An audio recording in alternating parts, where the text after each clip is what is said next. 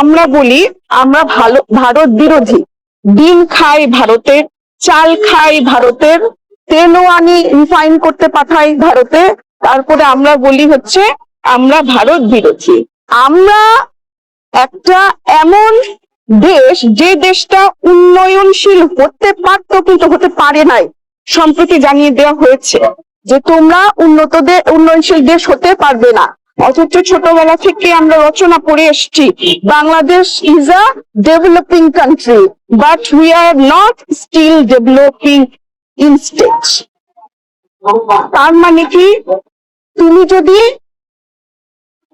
Developing না হও তাহলে তুমি কি আন্ডার ডেভেলপ কান্ট্রি।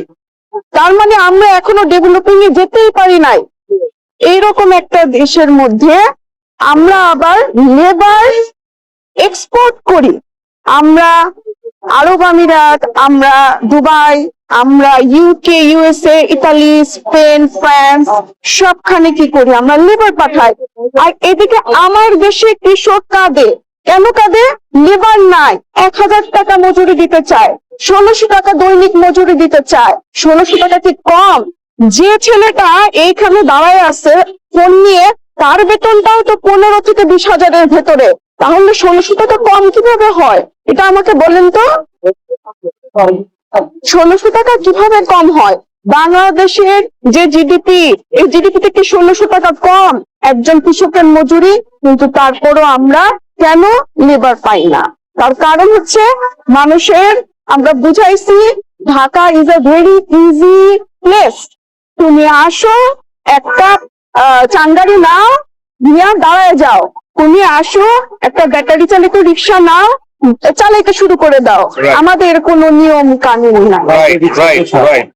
যদি এইভাবে কইরাই আমাদের কোনো নিয়ম কানুন নাই, বইলা আমরা সব মানুষজন ঢাকায় নিয়ে এসে করি, 3 কোটির ঢাকা হয়ে যাবে 20 কোটি। কিভাবে সামলাবেন?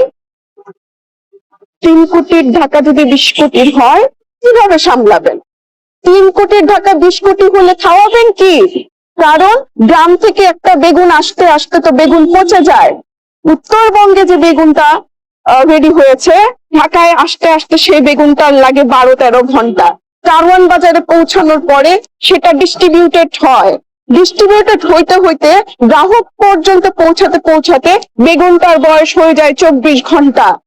একটা বেগুন 24 ঘন্টা, এটা কি মানা যায়? একটা লাউ 24 ঘন্টা, এটা মানা যায়? ওই যে উত্তরবঙ্গের কৃষকটা, তাকে আপনি কেন ডিমোটিভেটেড করছেন? সে তো আর বেগুন ফলাবে না, সে তো লাউ ফলাবে না। যখন আমরা এইভাবে খাবারের ক্রাইসিসে ভুগবো, খাবার এমন একটা জিনিস, খাবারের চাহিদা যদি না থাকতো তাহলে আপনারা আমার সামনে আসতেনই না, কারণ আপনাদের এটা চাকরি। আপনার যদি পেট না থাকতো, এই রোদে এই বৃষ্টিতে আমার এখানে ইন্টারভিউ নিতে আসতেন? অবশ্যই নিতে আসতেন না। আপনারা আসছেন কারণ পেট আছে, পেটে ক্ষুধা আছে, আমাদের খাবার লাগবে, সেজন্য আপনারা আসছেন। গতকালকে ভারী বর্ষণের কারণে দিনাজপুরে অসংখ্য ধান তলিয়ে গেছে। কৃষকের স্কোপ ছিল না ধান কাটা, এবং কেউ কেউ অল্প কিছু ধান কেটেছে, নিয়ে যেতে যেতে ওই ধানগুলো ভিজে গেছে। আর এতটা ভিজেছে নিয়ে যেতে যেতে যে ওইটা অ্যাকচুয়ালি কোনো কাজে আসবে না। আমাদের যে প্রত্যেক বছরের যে চালের ঘাটতি, সেটা আমরা পূরণ করি মিয়ানমার এবং ভারত থেকে চাল আমদানি করে। অথচ আমরা বলি আমরা ভারত বিরোধী, ডিম খাই ভারতের, চাল খাই ভারতের, তেলও আনি রিফাইন করতে পাঠাই ভারতে, তারপরে আমরা বলি হচ্ছে আমরা ভারত বিরোধী। এটা বর্তমান সময়ের স্টেটমেন্ট আমি বলছি, ঠিক আছে? এটা কিন্তু আমার বক্তব্য না।